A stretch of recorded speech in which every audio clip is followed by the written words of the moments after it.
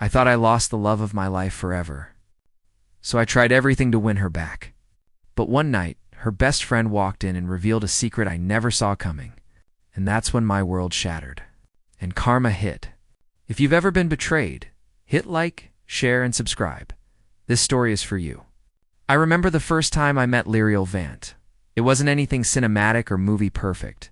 It was simple, raw, and completely unforgettable. I was sitting on a worn-out bench at a quiet cafe, lost in my thoughts, and she literally bumped into me. Her laugh light, unrestrained, almost mischievous, cut through the noise of the world. I didn't know it then, but that moment would become the hinge of my entire life. Everything after that felt like gravity pulling me toward her, irresistibly. We were inseparable, the kind of couple people envied without realizing the depth beneath our smiles. I could read her moods like an open book, and somehow she could read mine. Every morning, she'd text me the same ridiculous good morning line with a little emoji I eventually memorized. Every night, we'd share our fears, our dreams, our stupid little triumphs. I fell for her not just for her laughter or the sparkle in her eyes, but for the way she made the ordinary feel magical. But it wasn't all perfect. We had our fights, small ones at first. A forgotten message, a missed plan.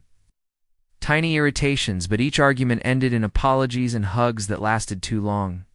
Kisses that seemed to promise forever. I loved the highs, the joy, the rush of connection, but even in those moments, a quiet worry lingered in the back of my mind like a shadow I didn't dare to name. We created worlds together, inside jokes, secret nicknames, little rituals only we understood. I would make her coffee exactly the way she liked it, and she'd leave sticky notes on my laptop, scribbled reminders that somehow felt like love letters. We talked about everything: our futures, impossible dreams, even the things we feared admitting to ourselves. And in those conversations, I believed in us with a kind of certainty I've never felt since. There were moments when the world seemed to shrink around us, leaving just the two of us in a bubble of laughter, love, and intimacy. I trusted her with every thought, every fear, every fragment of myself I didn't even share with my closest friends. I thought that kind of bond, raw, messy, beautiful, was unshakable. I thought nothing could break it. But fate, as it always does, had a cruel twist waiting for me. One that would test the limits of trust, love, and the idea of karma itself. Even in those early days, I had no idea that the same hands I held so tightly could also hold secrets capable of shattering me completely. I still remember the day it all fell apart, like it's etched into my mind in high-definition pain. Lyriel called me that evening, her voice calm but distant, the kind of calm that hides a storm. I had no idea what she was about to say, but something in the way she spoke made my chest tighten. And then it happened, the words that I had never imagined would come from her mouth. She said she didn't feel the same anymore. That the love we shared wasn't enough, that she wanted to end things. At first, my mind refused to believe it. I laughed nervously, as if denial could erase her words. "You're joking, right?" I asked, but the silence on the other end screamed louder than any words could. She wasn't joking. The voice I had trusted, the voice that once whispered promises of forever, was gone. In its place, a cold finality that cut deeper than any knife ever could. I remember walking in circles around my apartment after the call ended, my phone clutched in my hand, reading her texts over and over, as if some hidden meaning might bring her back. But each message, each casual explanation, was just another brick in the wall that separated us now. I replayed every laugh, every touch, every fleeting moment, searching for signs I had missed, clues that might have warned me, but all I found were memories, pure and bittersweet, mocking me in their perfection. I tried to call her, to reason with her, to beg, but every attempt was met with polite avoidance or the cold weight of silence. She had moved her heart somewhere else, leaving mine bruised, raw, and exposed. I paced through the empty rooms of our shared apartment, each echo of my own footsteps a reminder that what we had was gone. I touched the walls, the furniture, everything we had built together, and it felt like touching shadows. The nights were the worst. Lying in our bed alone, staring at the ceiling, I could almost hear her voice in the dark. teasing me with memories that felt like both comfort and torture. My mind screamed, my heart pleaded, and yet no matter how much I wanted to rewind to fix it, the reality remained Lyriel had chosen a path without me. And in that unbearable silence, something inside me shifted. Pain turned into frustration, heartbreak into simmering anger. I wanted her back not just for love, but for the truth, for justice, for the sense that what we had wasn't meaningless. Little did I know, the real betrayal, the kind that would make my blood boil and the world tilt, was yet to be revealed, and it would come from the most unexpected place. After the breakup, I became a shadow of myself, haunted, desperate, and unwilling to accept that Lyriel was gone.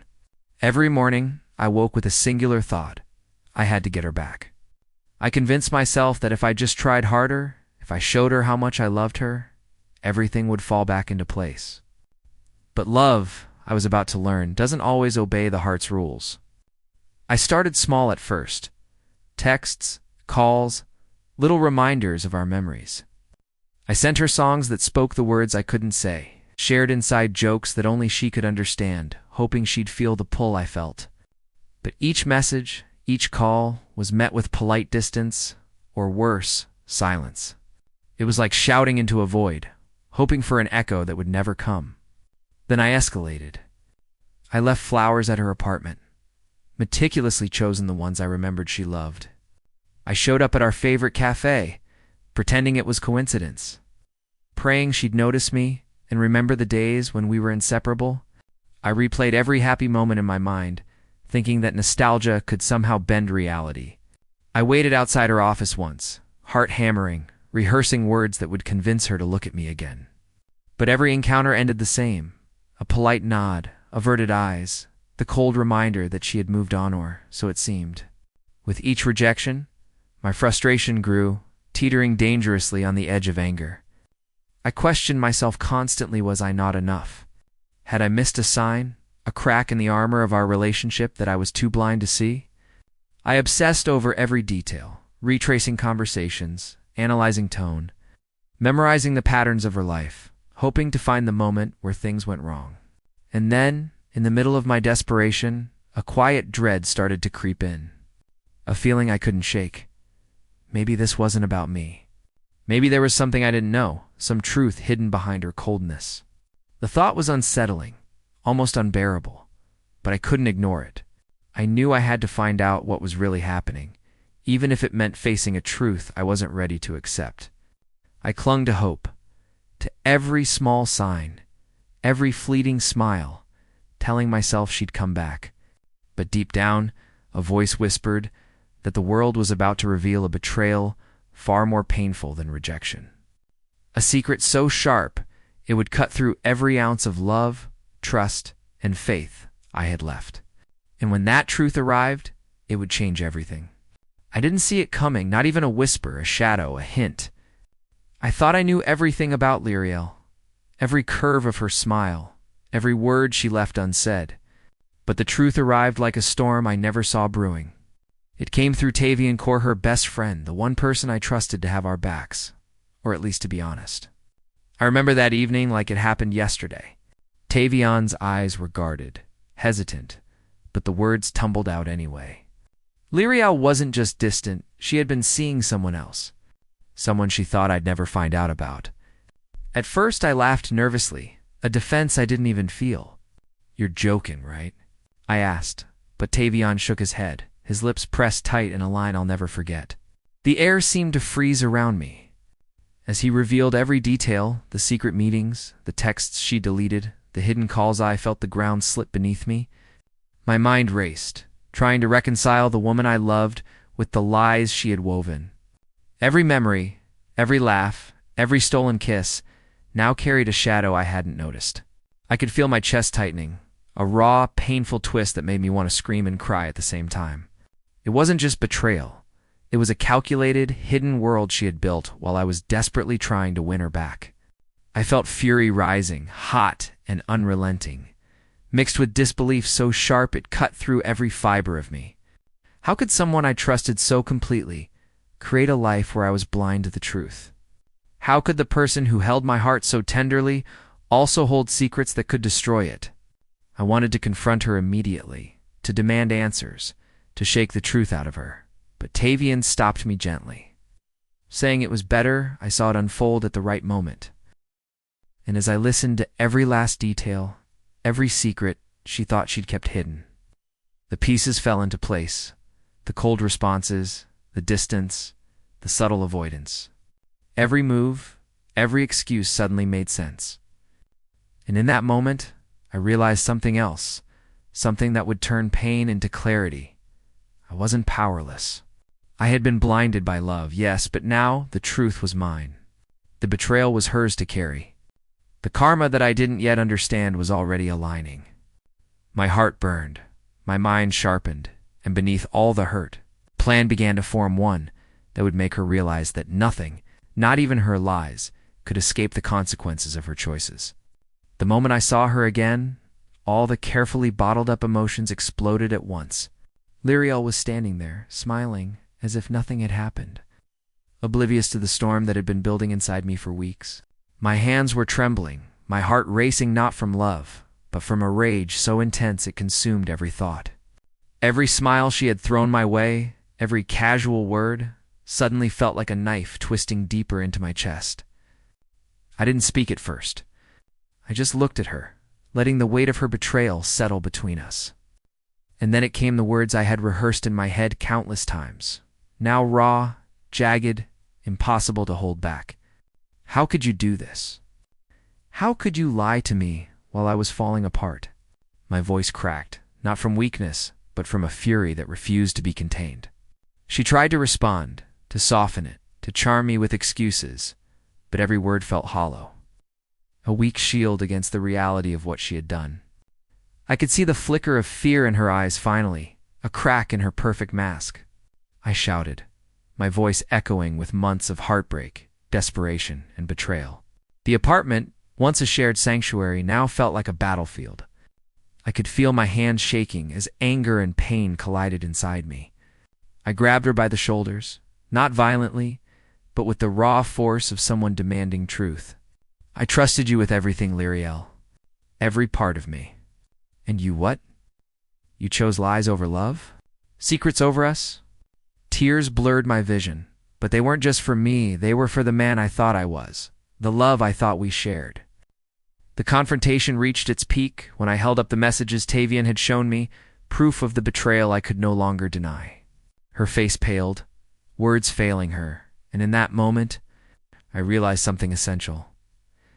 This wasn't just anger, it was clarity. I was no longer the desperate, heartbroken man begging for her back. I was a man who had been wronged, who could finally see the truth, and who would let the consequences unfold. I stepped back, letting silence do the rest. The rage was still there, yes, simmering and alive. But now it was paired with power. The truth was out, the betrayal exposed, and I could finally breathe knowing that karma had already begun its work. She had underestimated the consequences of her actions, and I was done pleading. The balance had shifted, and nothing would ever be the same. The days after the confrontation were surreal. I could feel the weight of the truth pressing down on her, the kind of pressure only betrayal itself can create. But I didn't rush. Revenge, I realized, wasn't about impulsive anger. It was about letting the consequences of her choices unfold naturally, watching the truth carve its own path. And karma. Karma, I knew, always arrives on time. I started subtly. I didn't shout, I didn't scheme recklessly. I simply let the evidence speak for itself. Tavian had given me the proof, and I made sure it reached the right people, friends, colleagues, anyone who mattered in her little perfect world.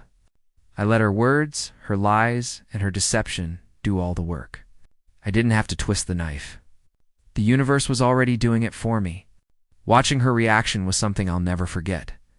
The confident, untouchable woman I had loved was suddenly unraveling. Messages were exposed, whispers spread, the hidden corners of her life illuminated by the light of truth.